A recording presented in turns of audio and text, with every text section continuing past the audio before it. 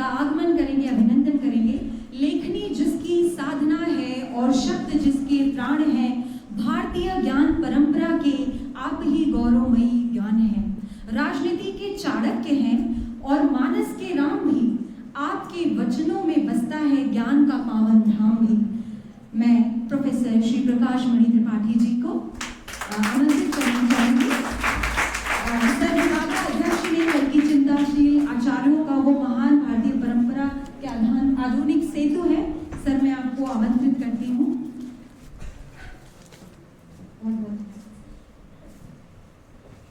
धन्यवाद डॉक्टर बैसा जी। आज के कार्यक्रम के अध्यक्ष और विश्वविद्यालय के यशस्वी कुलपति प्रोफेसर संजीव कुमार जी, हम लोगों ने जैसे ही विश्वविद्यालय में प्रवेश किया तो यहाँ की आभा और अकादमिक सक्रियता देखकर बहुत ज़्यादा प्रसन्नता हुई। शांति के परिवेश में साधना, ऐसा हमें यहाँ अनुभव हुआ। इसकी रिपोर्ट बधाई प्रोफेसर संजीव कुमार जी को। दूसरे कुलपति जो अभी आए हैं, जहाँ से मैं आया हूँ अमरकंटक से, वहाँ से 120 किलोमीटर दूर बिलासपुर है।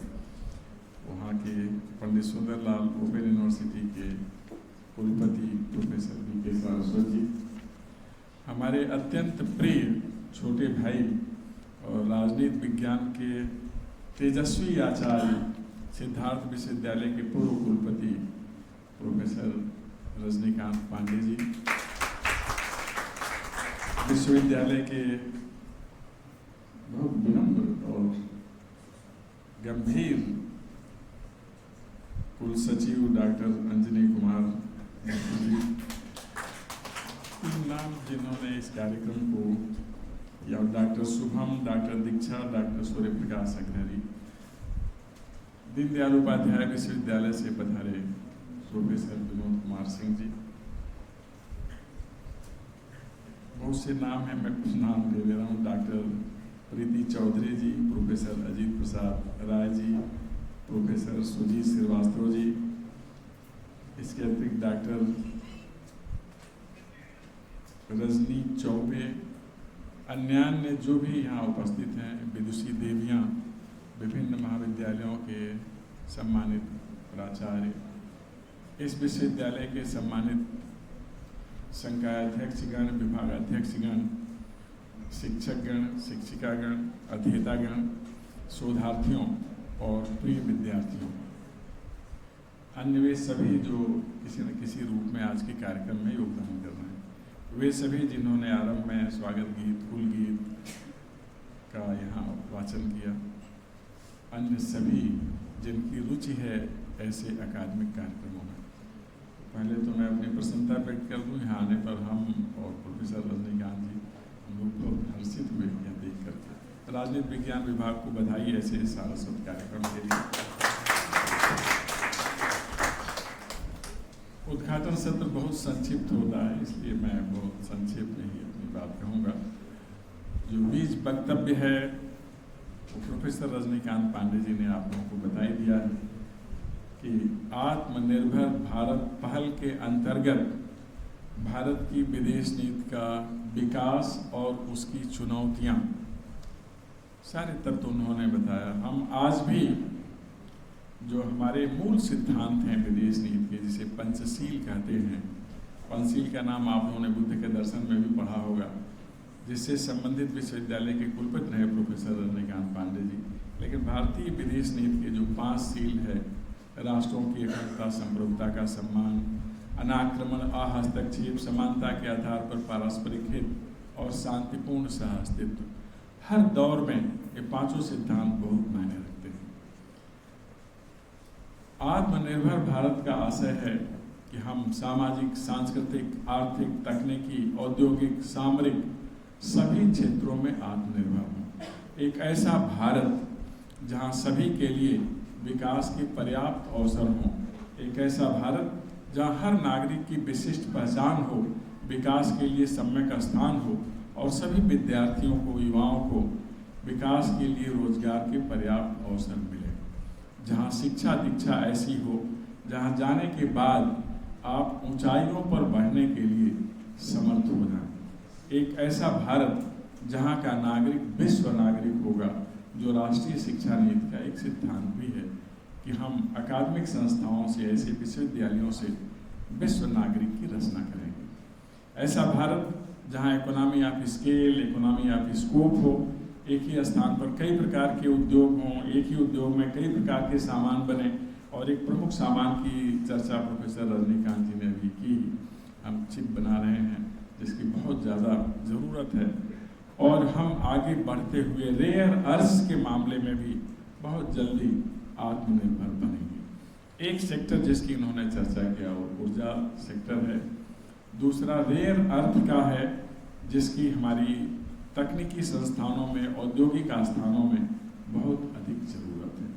जब भी विदेश नीति की चर्चा करते हैं तो सबसे पहले जो वैश्विक परिवेश है उसकी चर्चा होती है, या भू राजनीतिक परिस्थितियाँ। आज हम जिस दौर में हैं वहाँ पूरा विश्व उथल पुथल के दौर से गुजर रहा। कहीं रूस और यूक्रेन का संघर्ष, कहीं इजराइल, संयुक्त राज्य अमेरिका और ईरान के बीच में टकराव की पराकाष्ठा कह सकते हैं, जिसे पूरा मिडिल ईस्ट आक्रांत है।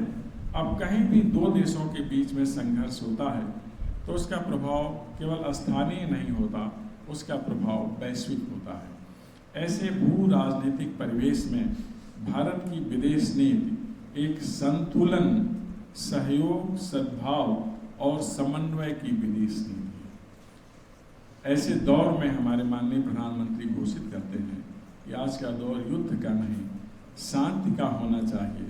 शांति के परिवेश में ही विकास सुनिश्चित होता है।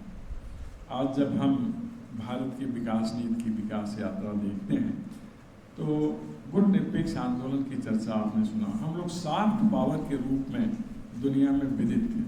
अब हम सॉफ्ट पावर और हार्ड पावर दोनों रूपों में देखे जाते हैं।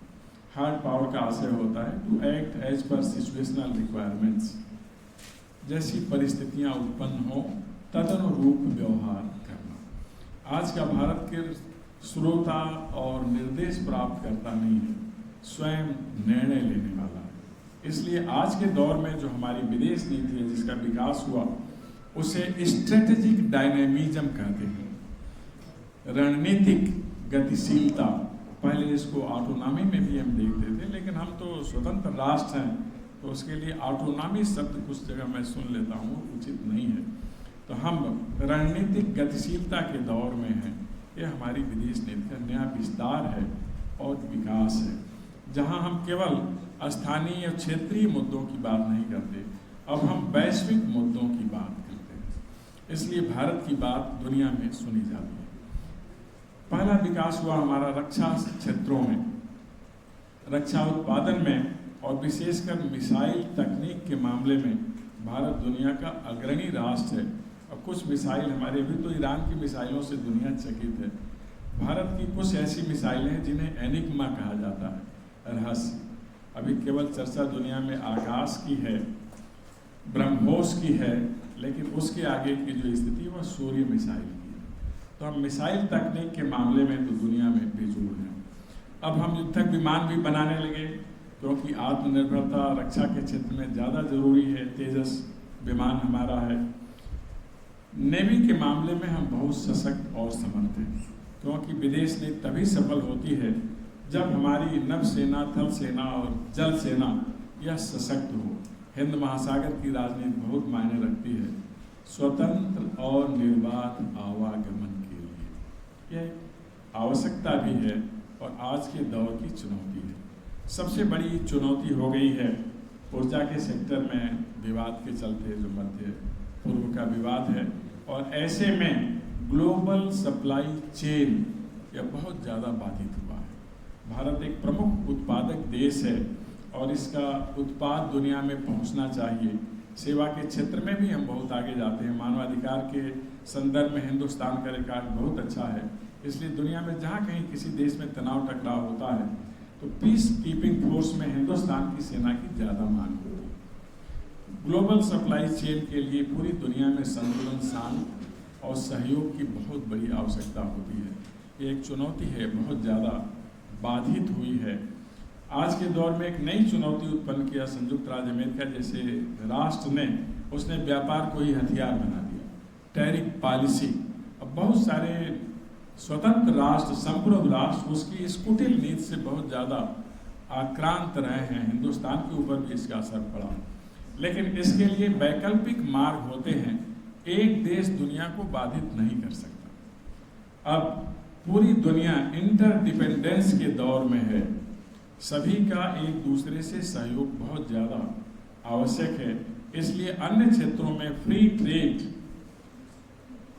ट्रीटी के माध्यम से हम लोग आगे बढ़ रहे हैं। FTA जिसे बोलते हैं, free trade agreement, European union के साथ, प्रमुख राष्ट्रों के साथ, इस क्षेत्र में भारत बहुत तेजी से आगे बढ़ा है, जिसकी जरूरत है। आज की विदेश नीति पर्यावरण को भी संतुलित करने का काम करती है। पर्यावरण सुरक्षित संतुलित रहे तो हमारा जीवन भी सुरक्षित संतुलित रहेगा। हमारे यहाँ ईशावास्योपनिषद में इसका उल्लेख भी है। ओम ईशावास्यमिदं सर्वं यत्किंच जगत्याम जगत तेन त्यक्तेन भुंजीथा मा गृधः कस्मिन् धनम्। यह सतत विकास का सूत्र है, जिसे सस्टेनेबल डेवलपमेंट कहते हैं, यूएन गोल्स के अंतर्गत आता है। इसके अतिरिक्त भारत अब दुनिया में उस कतार में बैठा है जिसे मल्टी पीलर वर्ल्ड का प्रमुख स्तंभ कहा जाता है। अब दुनिया बाइपोलर से यूनिपोलर, यूनिपोलर से मल्टीपोलर, पोलर वर्ल्ड तो दो ही हो सकता है, उत्तरी ध्रुव और दक्षिणी ध्रुव। यूनिपोलर शब्द गलत, मल्टीपोलर शब्द भी गलत है, क्योंकि दो पोल से तीन तो हो नहीं सकते, एक हो नहीं सकता। इसलिए मल्टी पीलर शब्द है, बहुस्तंभी दुनिया। और इसमें आज भारत अपनी तकनीकी, औद्योगिक, अकादमिक, जो विश्वविद्यालय क्षमता है, इसके चलते हम एक प्रमुख स्तंभ हैं P5 नेशंस के साथ ही साथ अब हिंदुस्तान एक जिम्मेदार परमाणु राष्ट्र है दुनिया का। इसलिए जब हमारे यहाँ अटल बिहारी वाजपेयी जी के समय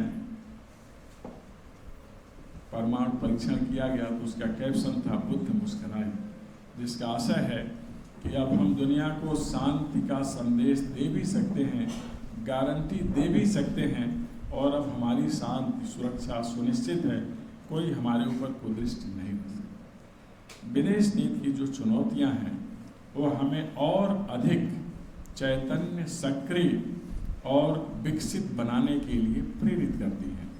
कभी कभी चुनौतियों से विकास का अवसर आता है, जिस दौर में हम आगे इन चुनौतियों को बहुत जल्दी पार करके भारत दुनिया की महानतम शक्ति बनने वाला है, क्योंकि हम वसुधैव कुटुंबकम के सिद्धांत के पोषक हैं। अयम निजः परो वेति गणनालम चेत सामुदार चेतानंतु वसुधैव कुटुंबकम। आप सभी ने ध्यान पूर्वक सुना।